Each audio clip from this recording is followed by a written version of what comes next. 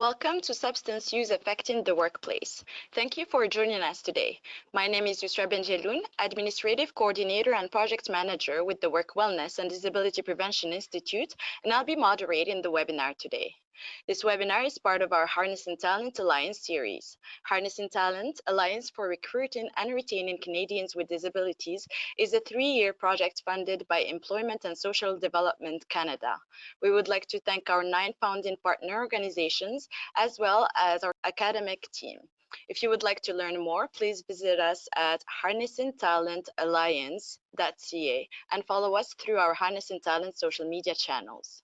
This webinar is made possible through the support of the Community Gaming Grant Program through the BC government, as well as donations and memberships to WWDPI. We thank our program partners, Canadian Council on Rehabilitation and Work, Education Advisory Committee, and speakers who contribute to this webinar series. While we're waiting for others to join us, I'll go over a few technical points for the webinar. You should be able to hear the presentation through your computer, speakers, or through the conference call line if you dialed in. Please use the question box to submit any issues you may be experiencing and to ask any questions you have related to the presentation. We will collect questions submitted throughout the presentation and follow the presentation with a Q&A based on the questions submitted. Any questions not answered in the allotted time will be answered and distributed after the event. The presentation will be recorded and posted for free on our website within a week, along with the slides. You will be emailed the direct links for all of these items when they're available. We're very happy to welcome Dr. Bryce Parker and Shawna Meister from the Canadian Centre on Substance Use and Addiction, CCSA. Shawna Meister is a research and policy analyst with the CCSA. Currently, she conducts research on drug-impaired driving and substance use affecting the workplace. Her background includes research and publications on impaired driving, alcohol consumption, substance use and safety-sensitive industries, and substance use and workplace policies. Bryce Parker is a knowledge broker with CCSA. He currently works on substance use affecting the workplace, the National Alcohol Strategy, and the Post-Secondary Education Partnership, Alcohol Harms. He has developed resources on alcohol consumption, community responses to alcohol harms, cannabis use among adolescents, and substance use and workplace policies. Without further ado, I will hand it over to you, Shawna and Bryce. Thank you so much for being here with us today. Thank you, Yossa, for the introduction, and thank you, everyone, for joining us today. So it's Tuesday morning, and Nathan, one of your employees, he's late for work again. Over the past few weeks, you've noticed that Nathan has been sluggish and tired at work. He's sometimes moody with his coworkers, and he also looks like he might have lost a little bit of weight. When you think about it, Nathan's behavior it's just been different than what his usual behavior has been. So you're wondering if you should be concerned. Should you talk to him? Do you just leave it and hope things go away? What do you do? So this is a question that we often get asked about how to handle what might be an impairment issue in the workplace. So today, my colleague Bryce and I, we're going to be providing you some research and hopefully some helpful insights on how to develop an effective policy. And we're going to talk about some best practices in terms of addressing substance use in the workplace. One thing we'd like to acknowledge that we know we have an educated audience, so we might not go into great detail on some terms because we are going to assume that it's already known. But again, if there's any questions, please let us know.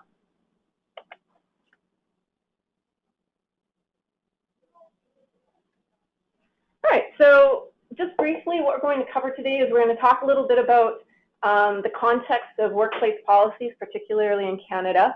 And then we're going to spend most of our time focusing on really important policy components, some of the things that we've learned from talking to people, from talking to businesses, and they reflect some of the most common questions we get asked about addressing impairment. We've also been asked to briefly touch on opioids, so we'll talk about that a little bit. And then we'll finish off by giving you some resources that you can use or access in terms of where you're at with your own workplace policy in the office. So for those of you who might not be familiar with us, we are from the Canadian Centre on Substance Use and Addiction, CCSA, and we were created by an Act of Parliament. And our main goal, our main objective is to provide national leadership to address substance use and addiction issues. So we are primarily funded by Health Canada, but we are an independent, non-government organization. And our work is based on the evidence. So we conduct evidence-based research. We produce tools, resources, such as the ones we're going to share with you today. And we also produce reports and other types of aspects for practitioners. And we want to declare we have no conflicts of interest. Everything we're producing today or presenting to you today is based on independent research. Hi there. As Yusra mentioned, my name is Bryce Barker. I'm a knowledge broker here at CCSA. I'm happy to be here today to talk to you about this topic. It's very important. So substance use is a part of our society and occurs for a number of reasons, including recreation, as part of medical treatment, and as a result of addictions to specific substances. The use of substances can result in impairment that affects the workplace. As a result of this potential for impairment, we received a lot of requests from workplaces, safety-sensitive workplaces especially, to consult and do research in the area. We've developed a few reports. We'll touch on those as we go, and we'll reference those later.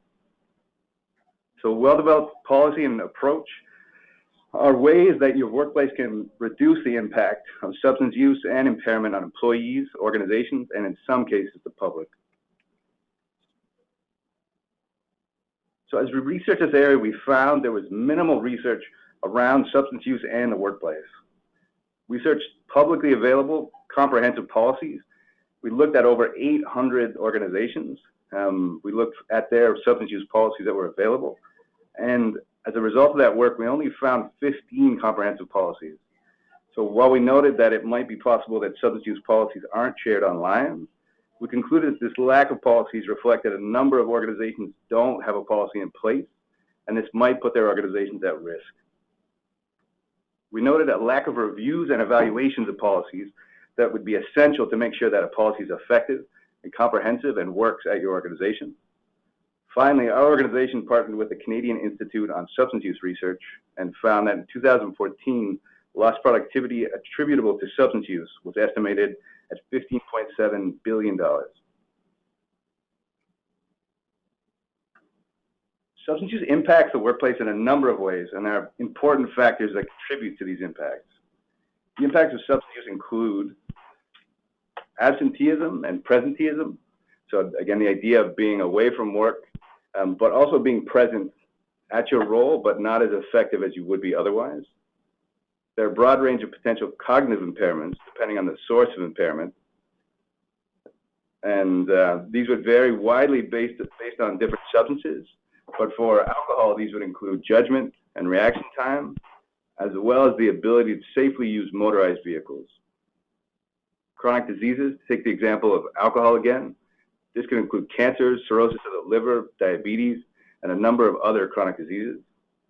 Employee morale, a workplace environment may suffer when it is clear that some people are working impaired and are not able to fulfill their responsibilities at work, or potentially putting others in danger in the case of safety-sensitive positions. Injuries, accidents, fatalities, and legal issues are also an unfortunate impact from people being impaired at work or being impaired in a way that affects their work. These also point to the potential harms to other employees or to the public. There are a number of work-related risk factors that contribute to substance use. The profile for different positions within the same organization might include more or less of these risk factors. As a quick aside, so Shawna and I will often refer to employees, but we're definitely referring to all levels of employees. So employees, supervisors, managers, and executives within an organization. Work-related risk factors include access to alcohol and drugs. So you can think of specific positions within the service industry where you have access to alcohol, or healthcare positions where you have access to medication or different substances. High stress, so some employees might be using substances to cope with a high stress position within an organization or with a high stress work environment. Repetitive duties, shift work, and fatigue. The effects of fatigue on decision making are well documented. Tired people are more likely to make unhealthy choices, including choices around substances. People may also use substances to cope with these types of work environments where there are repetitive duties. They're doing shift work and they're experiencing fatigue from their positions. So an overall negative work environment the overall psychological health and safety of the workplace can contribute to substance use as well. Finally, meeting with clients or jobs that include entertaining and dining with customers where alcohol and drugs are available can also be a risk factor. We wanted to give everyone who joined us today the chance to tell us what types of employee impairment concern you most. The response options include stress, alcohol use, lack of sleep, drug use, mental health and well-being. So give everyone who joined us an opportunity to answer. And I think Yusra will take over so that you can see the poll.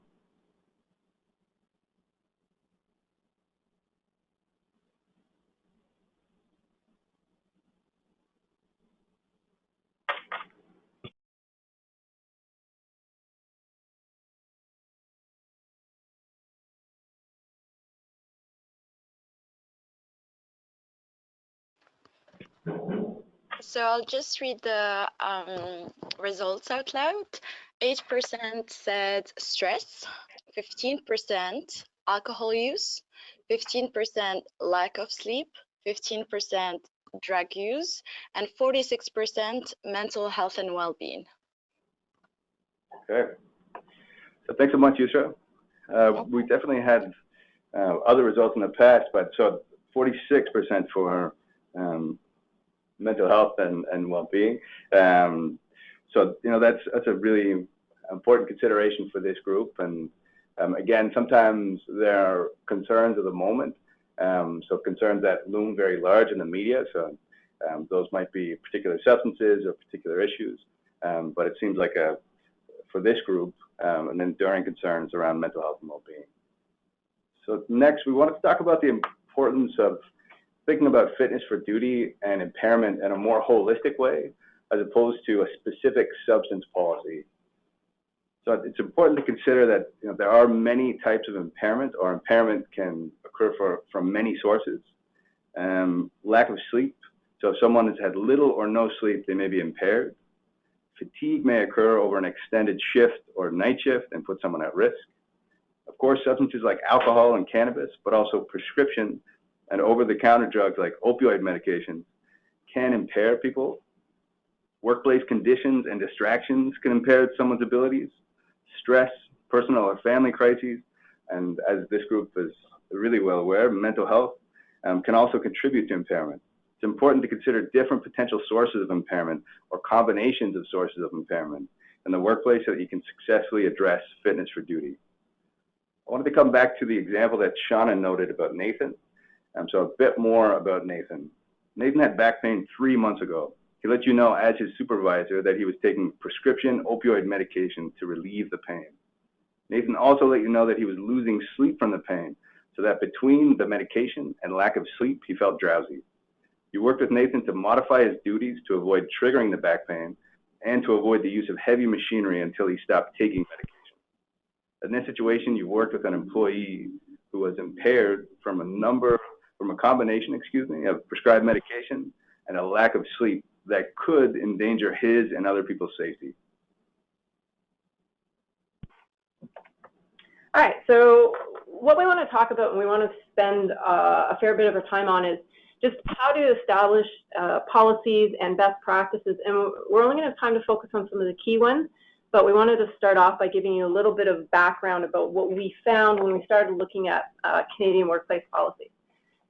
So for the most part, as Bryce mentioned, there weren't really a lot of businesses who actually had a comprehensive policy. So when we are thinking of a comprehensive policy, we're thinking of one that meets or at least includes 7 to 8 of these components that you see up on your screen.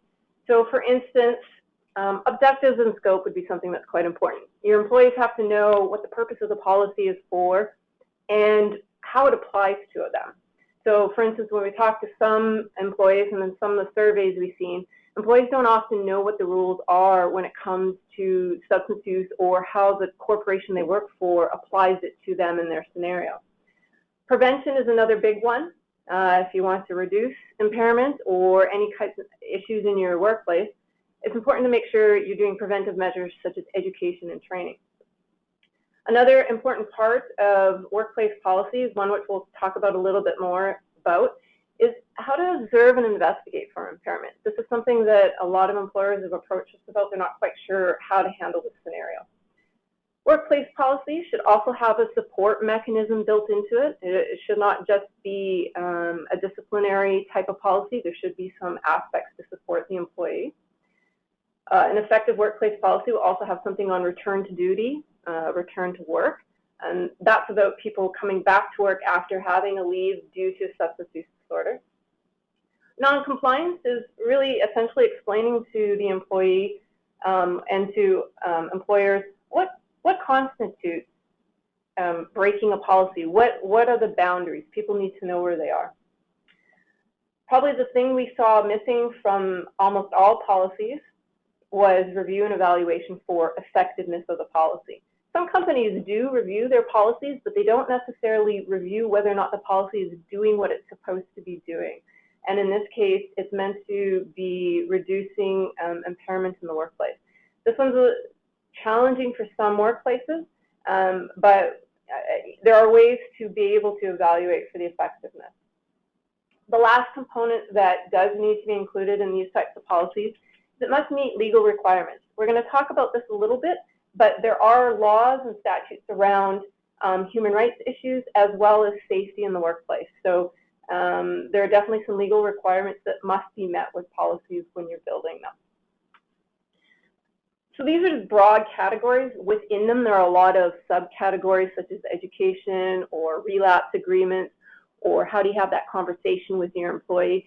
But if you start off with these 8 very general areas, chances are you're going to cover off what you need to in the more specific areas.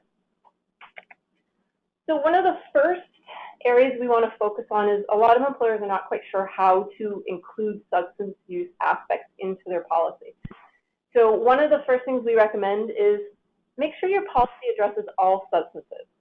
It shouldn't just address alcohol, should not just address cannabis, should not just address prescription medications.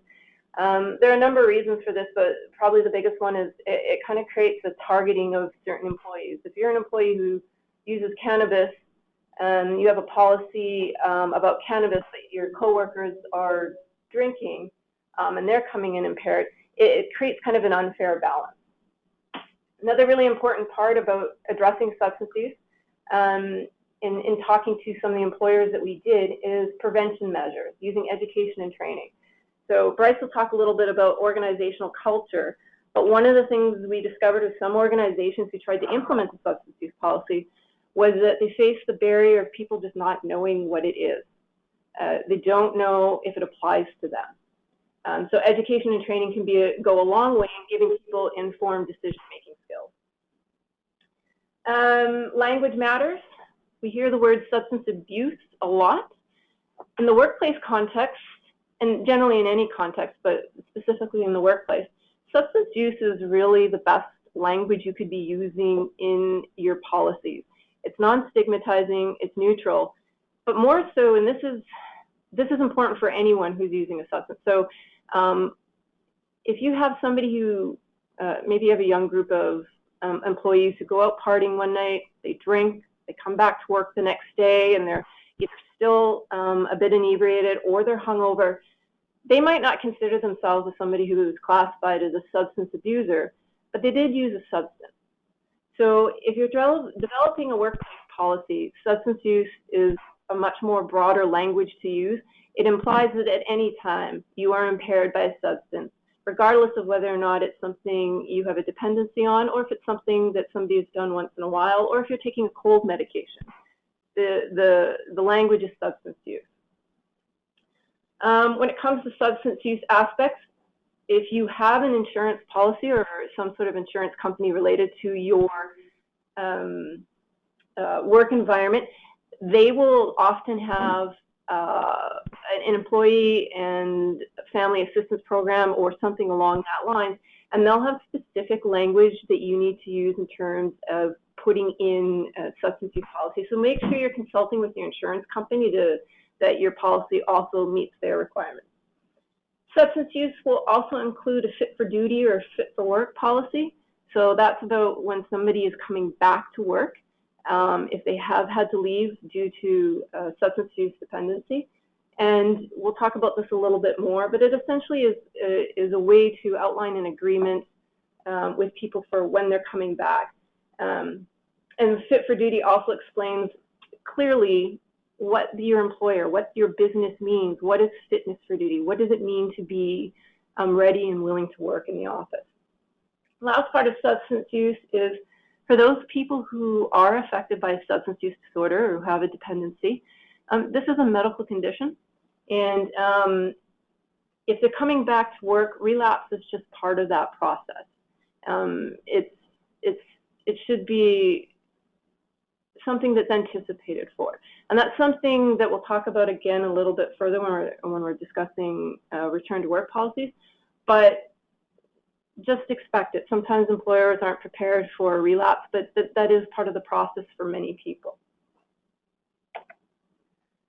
The other thing we get asked a lot about is, how do you tell somebody's impaired? What are they doing? What kind of, are they impaired by a drug? Are they impaired by fatigue? What's going on? So there are a couple of things you can do here. So one of the things is that you're looking for changes in employee behavior. And this could be any kind of change. You could have a shy and quiet employee who's suddenly more extroverted. You could have somebody who's full of energy all the time, who's suddenly more moody. So you're looking for changes in behavior in this case. You might notice changes in productivity. Now, sometimes the productivity in many cases might go down, but in some cases it might actually go up. But usually in the cases where productivity goes up, usually the quality of the work is not up to par. So just because something's being produced or written at a faster pace doesn't mean it's meeting the requirements of what you need. And as you heard, Bryce talked about, $16 billion lost productivity in 2014. So that's quite a bit of an impact. Physical is another thing you might notice. Depending on what type of impairment is occurring, you might see it manifest itself in people's physical appearance. When you're observing for impairment, there are so safety-sensitive industries tend to have some of the most well-developed policies in this area, largely because it's a safety risk. It's a life and death risk or a serious injury risk. So there are some policies you can go and look to, and they will actually have criteria for observing for impairment. In these cases, you still need to make a policy tailored to yourself. In terms of approaching the employee, best practices are usually you'll have something outlined that first you need to get the employee out of an unsafe scenario. So if they're in an unsafe situation, you need to remove them from that. And usually take them to a quiet, private place where you can have a conversation with them. Most policies, and we recommend this as well, usually have two people present so that you and the employee are not alone by yourself. And it is a casual conversation. And there are some scripts out there if you want to implement something like this in your training. You can either talk to us or we can direct you to some of the policies out there. It's really important to leave the diagnoses to the expert. I do get asked by employers, well, how do I tell if they're impaired by cannabis, or what if they're drunk, or what if they're tired? It really doesn't matter. An employer's first concern is impairment and the safety of the employee and the safety of other employees in the public. So it's not the employer's place to be making a diagnosis. Usually they're relieved when we say that because it doesn't always occur to people. But in this case, you're looking to talk to a medical practitioner with a specialization in addiction medicine. Testing is a very controversial issue. Canada, we have human rights law legislation, but we also have the right to work in a safe environment. Bryce and I could probably do a whole day seminar on testing alone, so we're not going to go into it. It is an area of specific concern, and this is where you're going to start getting your lawyers involved. You're going to start talking to human rights experts in order to, if testing is something that's necessary for your environment.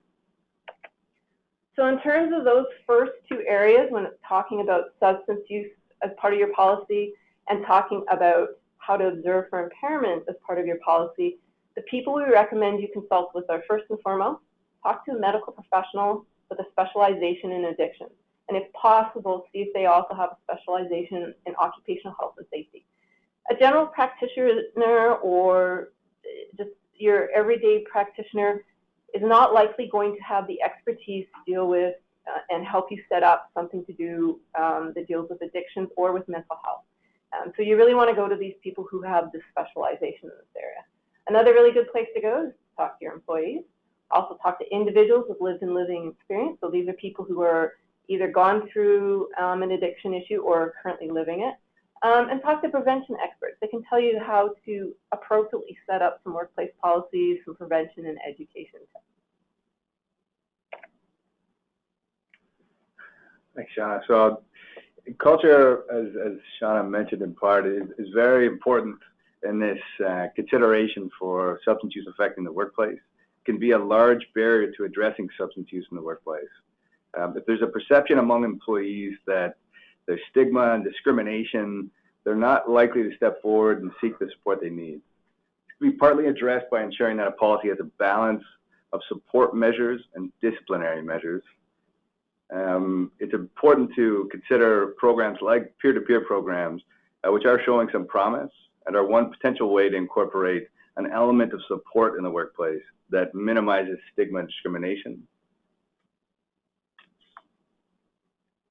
Oh, excuse me. Of course, consult with employees, human resources experts, unions if applicable, and other experts that can help address the culture at your organization.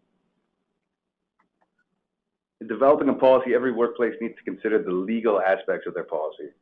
So these include providing a safe working environment that also respects the human rights of employees.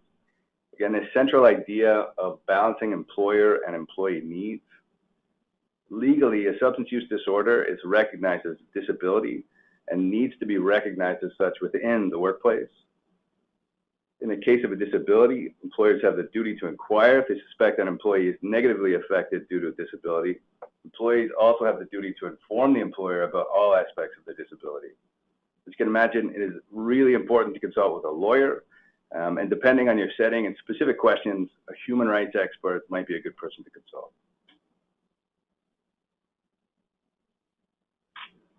Okay, so back to Nathan, our employee that we've been using as an example here.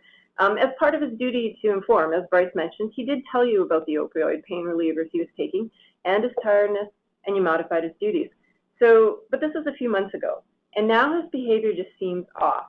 And as I mentioned during our opening, Nathan he's often late for work. He's moody, he seems to be losing weight, and his productivity seems to be declining. So there are a lot of behavioral and physical changes going on. If you're, excuse me, at this point, you might be having some concerns. And as we mentioned, you have a legal obligation to inquire about your concerns. If you're one of Nathan's colleagues, you might also have an obligation to take some sort of action. And it somewhat depends on the way your policy is set up. The thing is, at this point, what are you going to do? What is your company's policy on handling impairment? Should he be fired? Do you talk to Nathan? Do you report it? Question is, what do you do? So this is, again, some of the most common questions we receive from employers and employees is just how do you handle impairment affecting the workplace? So we're going to open up another poll for you. I would really like to get a sense of how well you feel prepared to handle this type of situation.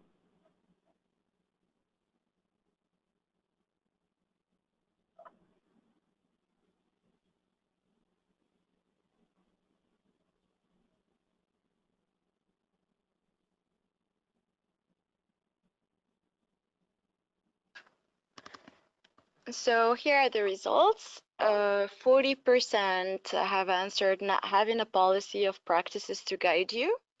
20% insufficient training to handle impairment issues. 40% identifying impairment of any kind. 40% talking to employee about any concern. And 60% handling employee with substance use disorder returning to work. All right, thank you, Elsa. So this isn't really surprising for us because a lot of employers are faced and employees are faced with this issue. knowing that 40% of you don't have a policy or practices, it kind of sets you already in a position where you're not really in the best position to address anything without anything to guide you. So that would be really a first step for organizations, is to just start establishing a policy.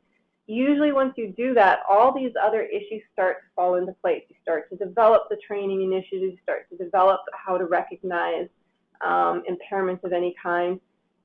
Some people do have a difficult time talking to their employees about any concerns. Like we said, there are some scripts out there that you can use. You can contact us, or you can do a little bit of searching as well. But it's important to get the right kind of script to address these issues. And handling employees with substance use disorder returning to work. This area is usually handled by a return to work agreement or relapse agreement. When you're working to employ these, so they're a very personalized agreement. There are some out there on the internet, and you can also ask us, we can direct you to some. But it's a very personalized agreement that's set up between the employer, the employee, and whoever is the medical professional with the substance, with the addiction specialization, advising the employee and the employer. It's kind of like a three-way, and also your human resources personnel if you happen to have that in your office. If you're looking to help develop this agreement, these are the people that need to be involved, and usually your person with a medical specialization will be able to will help you guide through what to expect for the employee, also what duties they can and cannot return to, and what to expect in terms of employee relapses. So those are some people you can go to when it comes to handling an employee with a substance use disorder returning to work. All right, so one of the requests we had was to kind of discuss a little bit about opioids. Along with the legalization of cannabis, the opioid, epidemic or the crisis that we're experiencing right now has definitely gained attention. We can understand why people are asking about it, particularly because this is a prescription medication for most people. People don't usually go out of the way to develop an addiction. It usually starts somewhere where they've taken a pain medication of some kind. So just to be clear, and just to revisit something we started off our conversation with at the beginning of the presentation, is that a substance use policy should really be about impairment in the workplace. We really want to guard against singling out any one substance as the only type of policy. When you develop a policy, you can talk about different substances. It's important to talk about alcohol or cannabis or prescription medications, but it's really important not to just focus on one single substance.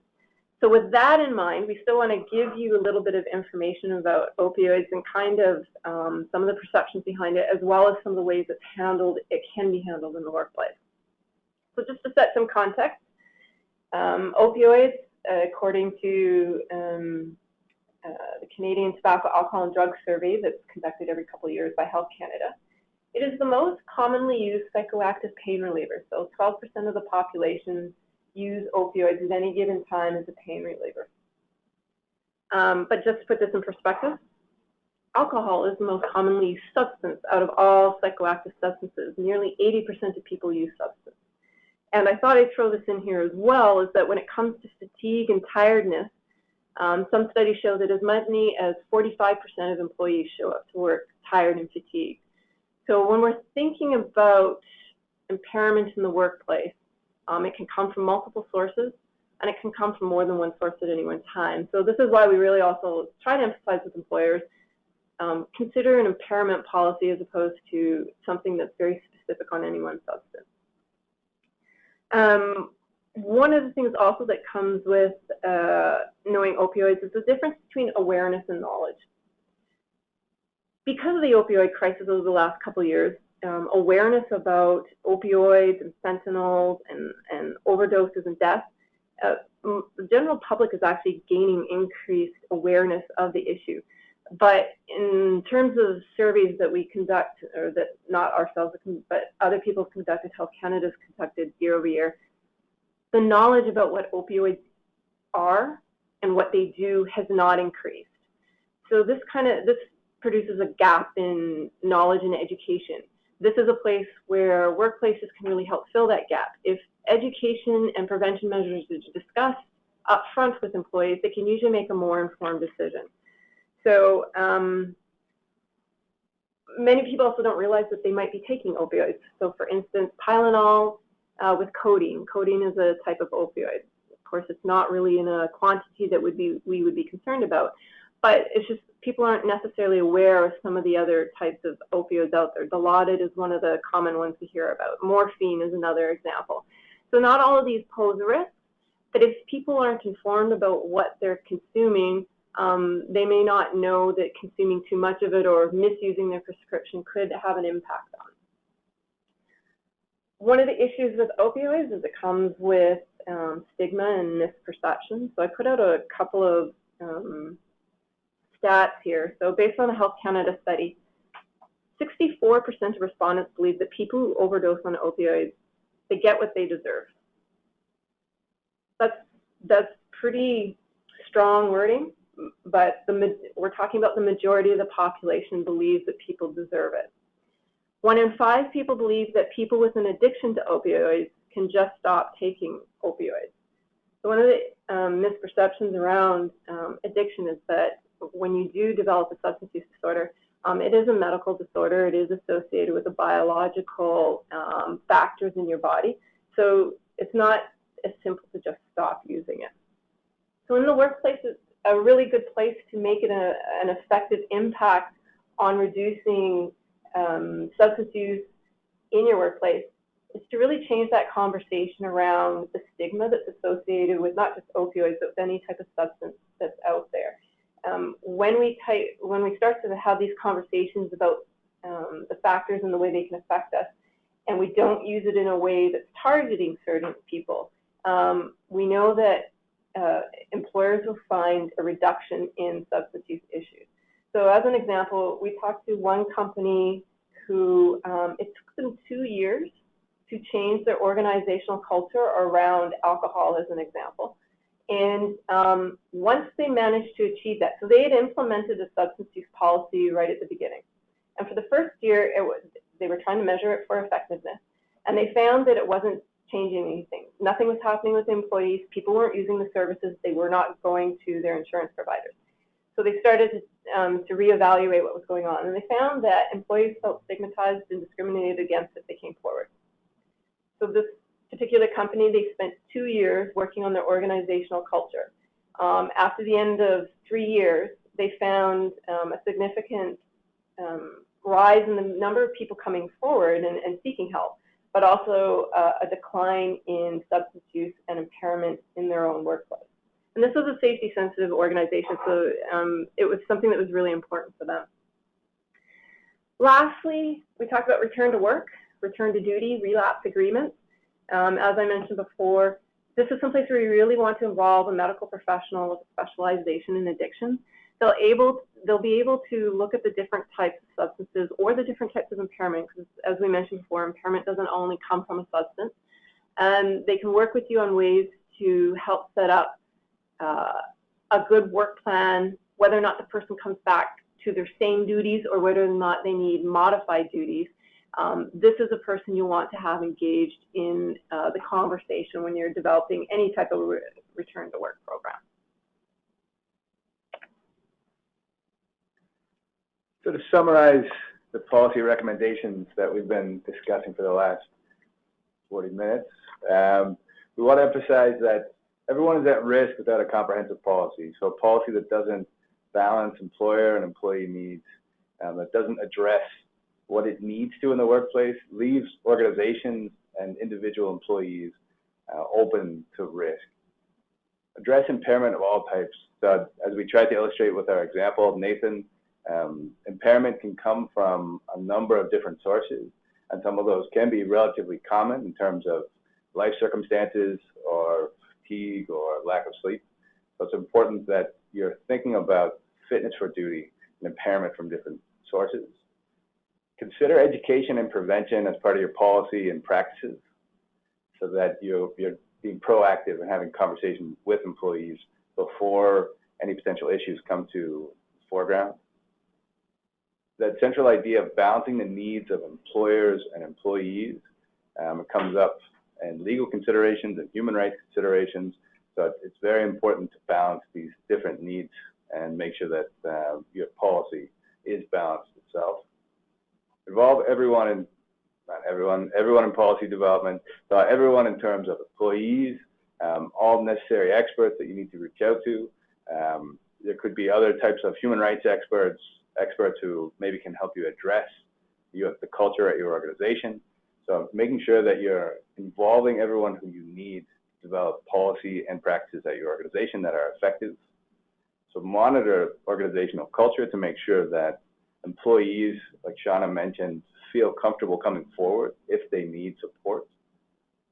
And finally, we've mentioned this at least 3 times throughout our presentation, so evaluate the policy for effectiveness.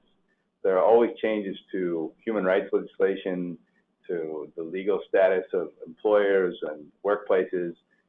So while a policy might be effective and be everything that your organization needs at this time, it might not be effective in the future or in the very near future. So it's always important to consider evaluating policy and potentially changing your policy and potentially your approach. We've compiled some resources. So we have 3 pages of resources that we put together for everyone who's joining us today, and I think they'll be posted as well. If you want to get to them directly through our website, you can do that under Workplace. There are a number of resources there from ourselves, our organization, and a number of other reputable organizations. I'd call your attention to the Atlantic Canada Council on Addiction Guide to Creating a Policy. It's a little bit older now, 2012, but still a really useful resource. Again, the other resources from Canadian Human Rights Commission, Mental Health Commission of Canada, Canadian Centre on Occupational Health and Safety, Health Canada, and Institute for Work and Health. So at this point, our contact information is here, and as Shawna mentioned during the presentation, please reach out to us if you need to. We are available to help out with any specific resources or questions.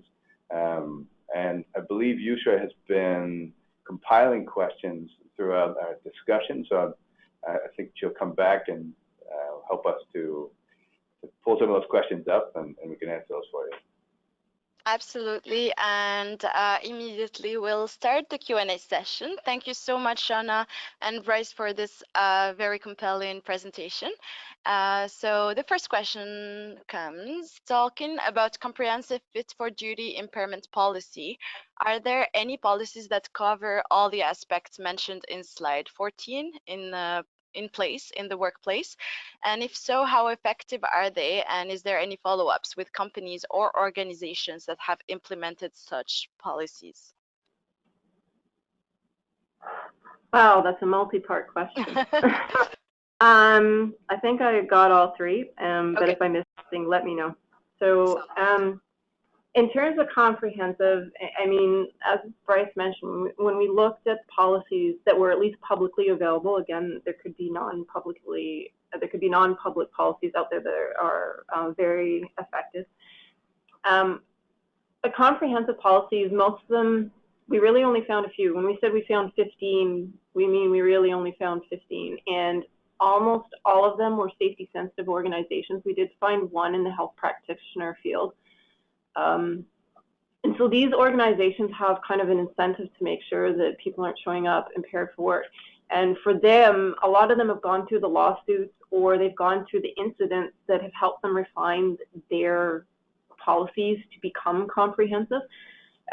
If you haven't gone through a lawsuit, chances are you might not be or gone through an incident, you might not be redesigning your policy. So that's why a lot of the time we recommend, have a look at the safety-sensitive industry policies out there. The thing I caution about some of them is some of those policies still might have not the best language in them in terms of stigma and discrimination, but they're coming along. We see things refining and getting better and better. In reality, companies will always have to develop the policy that works best for them. In terms of effectiveness, Bryce and I haven't evaluated the effectiveness of anyone's policy, and based on, so we looked at, we talked to them, we did a poll, I guess I should say, and we did some interviews with employers a couple of years ago, and we asked them about effectiveness of their policies, and we asked them how they evaluated effectiveness. And most of them just reviewed their policies for being up to date, but didn't actually look at whether or not the policy was doing what they wanted. The few companies that did look at effectiveness, they looked at things like absenteeism, productivity, use of their health insurance plans. Those are all good ways to start, but if you really want to get at effectiveness, some of that needs to be done, usually asking questions anonymously at the employee level, see if there's been changes, asking them, supervisors. So there are different ways to kind of evaluate policies, but based on our experience, we really didn't really see any organizations. I think we only saw a couple that actually did a true evaluation of their effectiveness. So, and out of the research that we looked at, the kind of the combination factor that we saw that worked the most in terms of evaluating effective policies. So the work environment is very dynamic. It's really hard to narrow down one thing and not attribute it to something else. But the combination of having a very comprehensive work policy, having peer support programs, and having a good organizational culture, those three were common to effective policies. And in those organizations that were safety sensitive and used testing as part of their policies, we also found that so drug testing didn't seem to be, there was no conclusive results of whether or not drug testing improved or reduced substance use, but they did see an impact, a positive impact, when testing was combined with a comprehensive policy. So when you're providing prevention and education measures, when you're educating your staff and you're introducing all these other measures, those tended to be the most, at least in the research, tended to demonstrate the most effectiveness in reducing substance use or impairment issues.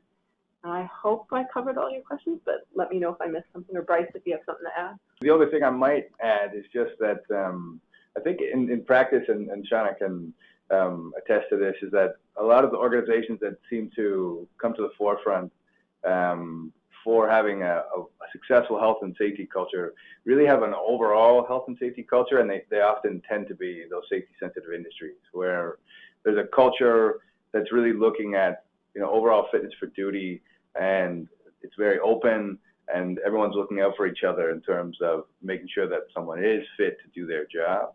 And I think that sometimes safety sensitive industries have a little bit more emphasis on this because there is a real potential for harm to employees or sometimes the public.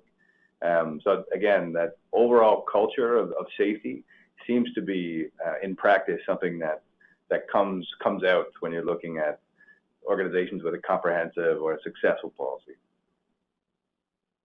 Thanks, Isra. Thank you so much. All right, perfect. Next question was, so that's a multiple question as well. What kind of educational programs and training help with the challenges associated with substance use in the workplace? So are they directed to the employers or toward the employees? And can you give concrete examples of the components that the training would focus on? Okay, that's an interesting question. So in terms of educational programs and training, this is kind of a new area. Like when we did the research, not a lot of people were looking at workplace, and we're actually, Bryce and I are working on something hopefully that we can develop in the future to start to address this. There are some programs out there. I'm just trying to think of the name of the one. There's one in the U.S. that's quite well used. It's a peer-to-peer program, and unfortunately the name escapes me at the moment, but I could probably send it to you. I think it's actually on the resource guide. I think we actually put it in the resource guide as one of the resources for a training program. I think one of the considerations though is all, like businesses are all different. And because of that, what works for one business doesn't always work for another business. So if you have a transient workforce, such as maybe the service industry versus an office environment versus somebody driving a bus or trucks. These are all different types of industry. So usually the training programs they'll have to be modified a bit to kind of compensate for whatever end goal you're looking for in your own environment. There are some online training programs or courses, I should say, for supervisors and managers. We do have those on the resources document. I know one off the top of my head comes from the Canadian Occupational Health and Safety Commission. And so, so there are some on our resources. This is a new area though. And like I said, most organizations have kind of been developing them organically as they need it. But there are some coming out. We did put some up. Oh, there's another one also too. Sorry, it's on the resource guide. The province of Alberta, the government of Alberta, their health services have also put together kind of a package of information. And we haven't evaluated it, but we did have a look at it, and it looks pretty good. I mean, so those are things that you can look at. So the Canadian Occupational Health and Safety, the Alberta government, there's a peer-to-peer program, and we were seeing in the research that peer-to-peer programs are quite helpful. In terms of who they apply to, employers or employees, I think everyone needs prevention and education training in terms of how to handle an incident that obviously goes to the managers and supervisors. So they might be the ones who benefit more from the occupational health and safety training, which I think is geared towards supervisors, whereas peer-to-peer programs are more geared towards colleagues and employees, because usually they're the first ones to notice a change in their coworkers before a supervisor or manager does. So that's kind of some of the ways you can kind of differentiate the training in terms of who to provide education for. The only other one I might add from the resources, just the Mental Health Commission of Canada does have some training about mental health in the workplace, and I believe there is a component around substance use. There's also a broad range of resources around the National Standard for Psychological Health and Safety in the Workplace. So some of those resources would be useful in thinking through stigma and discrimination in the workplace and working with someone who has a disability. So those could be useful references. And again, sometimes not so specifically addressing substance use in the workplace, but addressing some of the same issues more from a mental health perspective. Thank you very much for your answer. Next question is, so you've mentioned that it is important to reevaluate policies. Can you explain why this is important, and how do you stay up to date, and do you have any idea at what frequency should policies be updated? Yeah, I think it's kind of a hard question in terms of frequency of a review. Oftentimes organizations do have something like annually for all employees to review policies and that kind of thing. So it might make sense to have it in a cycle of yearly review. Again, there might be, if it's a more comprehensive evaluation, then maybe that doesn't happen every year. But in terms of keeping up, I think it's if you are reaching out to legal counsel, or if you are reaching out to other experts like human rights experts that do have a specialty in this area, they should be able to keep you up to speed in terms of any pertinent developments that you should know about. So that would be my first thought. Again, human resource experts, of course. And I think, we've mentioned this a few times throughout, but every organization is different. The resources that you have available, the size of your organization, is it a unionized or non-unionized environment, safety sensitive or not? So all of these different factors would potentially dictate how comprehensive your evaluation would need to be and the types of resources you'd have to put into an evaluation. But at the I would say, I wouldn't want to detract from any of the areas that we talked about, but the legal issues and human rights issues are probably very important to keep up with. And again, it might be out of the scope of anyone within your organization to really keep up with those, and that's where external experts come in. Shawna, do you have anything you want to add? I think just kind of elaborating on something Bryce mentioned, if you want to keep it simple, like an annual review is usually sufficient, or every 2 years. If you're a safety sensitive industry, you probably will already be employing a lawyer to do this with you and your human resources expert. If you're a non-safety sensitive industry, largely you're just looking to make sure you meet the human rights code of conduct that is put out by the, so you can find that on the Canadian Human Rights, I'm drawing a blank on their name, Canadian Human Rights Commission website. They do have, they do outline the policy in a document. If you meet the basic human rights qualifications, if you set up your policy in consultation with a medical practitioner with expertise in this area, if you consult with your employees, if you do have a union, strongly advise getting them on board with you on this. Usually you can develop a fairly decent and well-rounded policy as long as you have all the right people involved in the mix. And if it's not a safety-sensitive industry, that type of policy is likely to go much further distance in terms of review process. If you are a safety-sensitive industry where testing is involved, where there's legal aspects involved, that's something where you're probably going to need a lawyer who's keeping up to date with those types of issues. So we consult with a lawyer when we put together our research, and she specifically deals with impairment issues that come to court. So it really depends on your type of industry, but if you want to simplify it, probably going to need much more specific review if you're a safety sensitive industry, and if you're a non-safety sensitive industry, just make sure you have all the right people involved. Makes sense. And I think our last question is, so what are the next steps to take in order to remedy to the remaining challenges that substance use in the workplace result in? In other words, what else is lacking or what should be done in order to have an effective impact reducing substance use in the workplace? Just to add one thought off the top of my head was, you know, our organization does a lot of work around stigma and reducing stigma.